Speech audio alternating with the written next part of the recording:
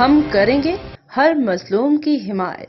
السلام علیکم ناظرین، میں ہوں حرین فاطمہ اور آپ دیکھ رہے ہیں حمایتی news HD channel.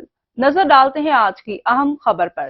Sanghar Ashfaq salary Sialkot fighter مسلسل دوسری بار سانگھڑ کا سلطان بن گیا۔ فائنل میں سیالکوٹ فائٹر نے 158 رن بنائے، مخالف ٹیم 17 رن سے ہار گئی۔ گورنمنٹ ہائی اسکول گراؤنڈ میں کھیلے گئے ساتوں کون بنے گا سانگھڑ کا سلطان کرکٹ ٹورنامنٹ، جس کا فائنل سیالکوٹ فائٹر بمقابلہ بنگش کرکٹ کلب کے درمیان کھیلا گیا۔ سیالکوٹ فائٹر نے پہلے کھیلتے ہوئے 8 اوور میں 158 رن بنائے، مختار چھاچر نے جلدی رن بنائے، جبکہ اسامہ نے بھی 50 رن بنا کر آؤٹ ہوئے۔ کامران رحمانی اور اسامہ کے درمیان بڑی پارٹنرشپ نے سیالکوٹ کو بڑا سکور فراہم کیا۔ رضا چانیو نے بھی تیز ترین بولنگ کا مظاہرہ کیا۔ جواب میں بنگش سپورٹس کی ٹیم کے رضا چانیو نے شاندار بیٹنگ کرتے ہوئے اپنی ٹیم کو ون پوزیشن کے انتہائی قریب لانے میں کوشاں رہے۔ شاندار چھکوں کی بھرمار کے باوجود رضا چانیو اپنی ٹیم کو جتوانے میں ناکام رہے اور یوں سیالکوٹ فائٹر 17 رن سے کامیابی حاصل کی۔